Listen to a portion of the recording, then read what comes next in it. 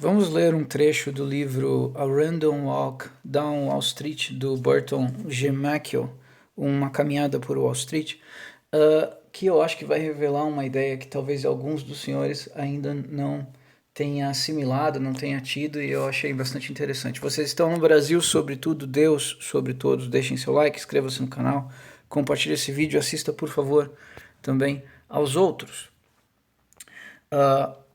Em outubro de 1929, foi um dos mais catastróficos dias da história da Bolsa de Nova York.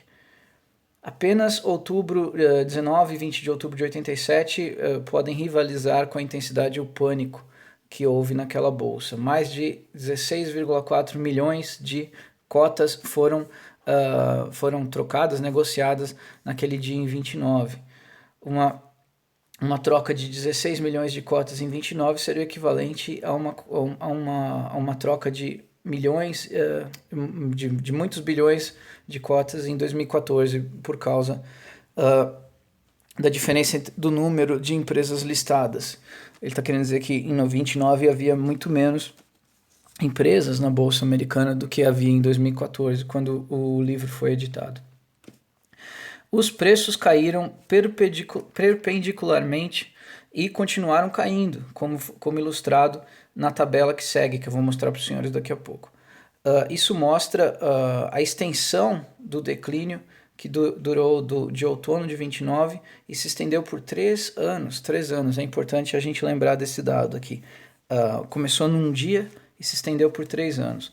Com exceção da segura, entre aspas, AT&T, que perdeu apenas 75% do seu valor, a maioria das blue chip stocks, que são as empresas maiores, tiveram 95% ou mais do seu valor eliminado até 32. Então elas tiveram uma queda de 95% do valor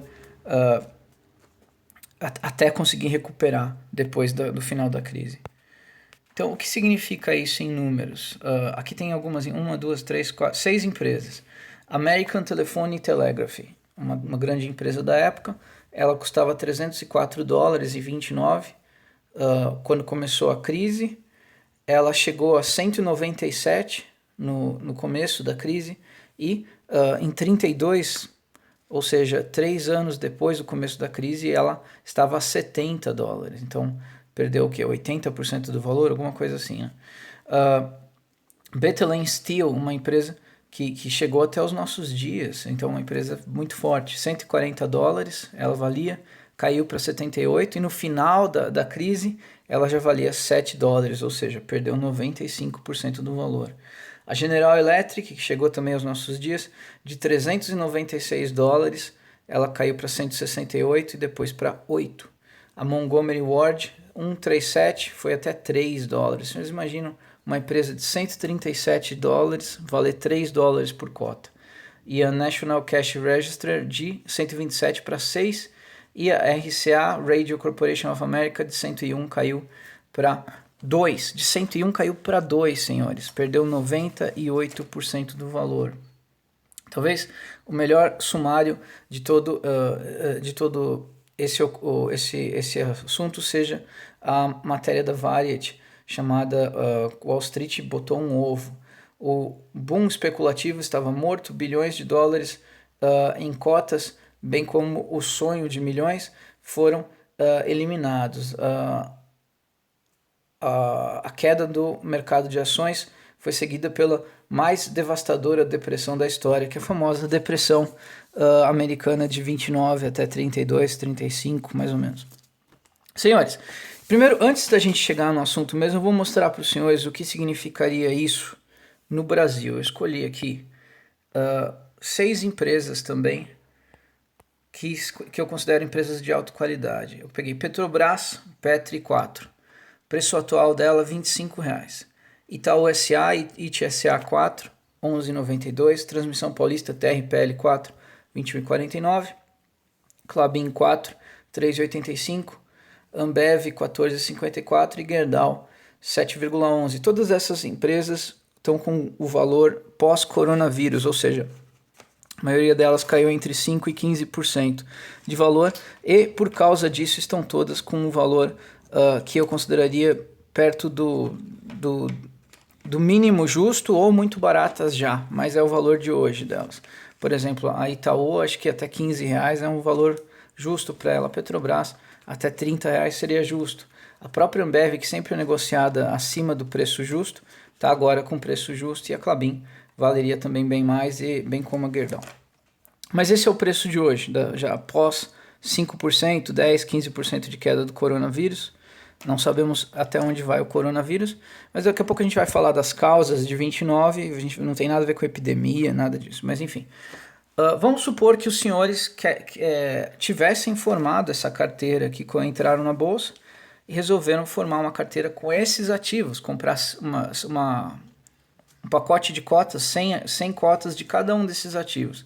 Então, cada um desses ativos juntos custam R$84, os senhores compraram 100 de cada, custou R$8.425. Os senhores têm agora 100 cotas de cada um desses 6 ativos, um bonito portfólio para quem está começando na bolsa. Daí chega um mega crash estilo 1929. Lembrando que, isso é importante, senhores, o mega crash de 29 só atingiu o auge 3 anos depois. 3 anos depois. Então foi caindo, e chegou no auge 3 anos depois. Quer dizer que todo crash é assim? Não, pode ser que aconteça em 3 meses e depois já volta a subir tudo de novo. Pode ser que aconteça em uma semana, volta a subir tudo de novo. Pode ser que aconteça em um dia. É só um detalhe, para os senhores entenderem que não tem formulinha. Tudo depende do que está acontecendo externamente. Mas vamos mais longe. Num mega crash, a Petrobras caindo 95% valeria R$ 1,26 por ação. A Itaú caindo 95% valeria 59 centavos por ação, Transmissão Paulista 1,07, Klabin 19 centavos, Ambev 72 centavos e a Gerdau 35 centavos. Total R$ 4,18, ou seja, para formar o mesmo portfólio que vocês formaram com 8.425, seria necessário R$ 418. Vamos supor que aconteça nesta semana agora, esse mega crash, caia 95%. Eu sei que é absurdo cair num dia, mas vamos supor, para efeito de hipérbole e de ilustração aqui. E caia para isso. Vamos supor que o João, ele formou o portfólio dele de R$ 8.425, ele sabe que essas são boas empresas sólidas, que na sua grande maioria, exceto a Ambev, paga bons dividendos, elas pagam bons dividendos. Daí tem um mega crash, cai para R$ 4,18 em vez de 84, as ações em conjunto, e ele se toca, fala, poxa, as empresas continuam as mesmas, é só o mercado que enlouqueceu. E isso vai chegar em 1929 daqui a pouco, o que aconteceu lá. Mas primeiro vamos aqui no nosso exemplo. O João fala, poxa, as empresas continuam tão fortes quanto eram antes. A Petrobras ainda é a Petrobras, o Itaú ainda é o banco mais rentável do mundo, a Transmissão Paulista ainda é uma das mais eficientes transmissoras de energia do mundo, a Klabin ainda é uma das líderes da produção de papel e celulose, a Ambev ainda é uma das líderes da bebida e a Gerdau ainda é uma eficiente fabricante de metais. Então, o que eu vou fazer? Eu gastei R$ 8.400, eu vou dobrar o meu capital, dobrar o meu portfólio com R$ 400 a mais. Então o preço total meu vai ser 8.800 para ter 2 cotas de cada. Se ele tiver mais, vamos supor que isso aqui era o salário que ele tinha no mês para guardar esse 8.400. E daí ele tem de novo 8.400. O que ele faz? Ele pode comprar... quantas cotas aqui? 400, vamos fazer uma conta de padaria aqui. 8.425 dividido por 418. É igual a 20. Ele pode multiplicar por 20 o portfólio dele com o mesmo preço que ele comprou as primeiras cotas, antes da queda. Daí ele vai ter um portfólio 21 vezes maior, 21 vezes maior. E vamos supor que ele continue vivendo a vida dele normal. Isso é um dinheiro que estava sobrando, não um dinheiro que ele precisava para comer. Daí o que vai acontecer quando ele voltar ao preço normal, a cota dele? Ele vai ter um portfólio de 176 mil reais, quando as coisas voltarem ao normal. E nesse caso vai voltar ao normal mesmo, porque nós não estávamos com a bolsa em boom. Eu vou comparar daqui a pouco com 29 o que aconteceu. Nós estamos hoje numa bolsa que estava num preço justo, esses ativos estavam com preço justo, e por causa do coronavírus caiu 15%, ficou com preço atrativo, cada um deles está com preço atrativo, até a Ambev. Mas já era justo o preço que tinha antes. Porém, não é um crash, é só um leve solavanco no caminho. Mas é muito atrativo, 15% de desconto é um bom desconto. Mas não está jogando fora é 95% de desconto. Então, o que aconteceria? Quando as coisas voltassem ao normal, ele teria esse portfólio já de investidor, já não tão iniciante assim. E, detalhe, senhores, só de dividendo, cada uma dessas ações estaria pagando muito mais do que o preço delas, porque a empresa não mudou, a empresa pode até sofrer um pouquinho com a crise do corona, a Gerdau, talvez, todas as outras, e a Petrobras. Mas até a Petrobras, ela trabalha muito mais internamente. Então, quais são as consequências para a Petrobras do coronavírus? São minúsculas. Então tá, agora vamos comparar. Então isso para entender que o que acontece se houver um crash na bolsa? E se o seu portfólio é composto por empresas saudáveis, de alta qualidade, que dão lucro, que te pagam dividendo, você vai às compras para ampliar o portfólio, para ampliar a posição, comprar mais das coisas boas que você já tem. Porque é aí que você vai enriquecer de uma forma uma forma tão rápida que você jamais imaginaria. Porque se o senhor tem porcaria na carteira, o senhor tem, sei lá, Forjas Tauro, Oi, tem Sankia, tem OGX, sei lá, sei lá, imaginem todo tipo, JBDU, todo tipo de lixo, empresas que nem deveriam existir. Vamos supor que o senhor tenha. Mas e se elas melhorarem? Tá, tudo bem, isso aí já entra num outro campo. Todo mundo tem uma porcariazinha na carteira, na esperança que melhore. Eu mesmo tenho um pouquinho de nada de Forjas Tauro e Oi, porque eu sei que se melhorar eu vou ter um bom lucro. Mas é só um pouquinho. Em comparação com os meus outros 72 ativos. Então o segredo é esse, tenha muitos ativos. Mas se você tiver esses 6 ativos de alta qualidade, já é um excelente começo. Então, tudo bem. Qual é a diferença entre essa situação atual, hipotética, que eu estou falando?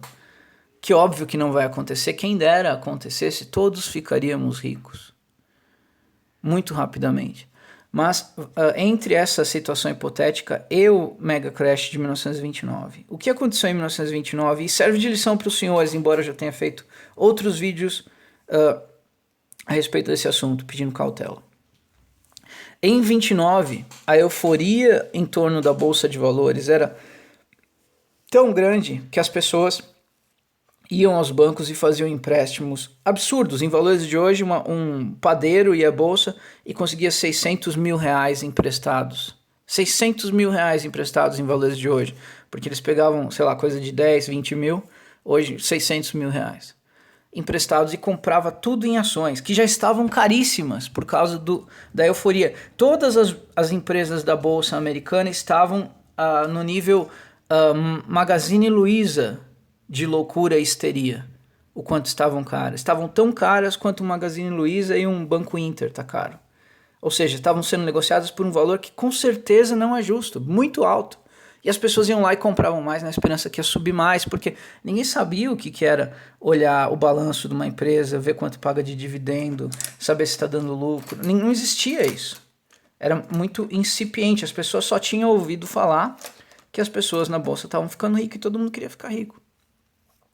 Daí, por que a bolsa quebrou? Porque houve uma correção e todo mundo estava alavancado, dependendo de que a bolsa dobrasse de valor de novo para poder pagar o empréstimo. Óbvio que ninguém pôde pagar. Ninguém, eu falo pessoa simples, gente, trabalhadora mesmo, que enlouqueceu, ficou louca de ganância. Achou que ia ficar rico do dia para a noite.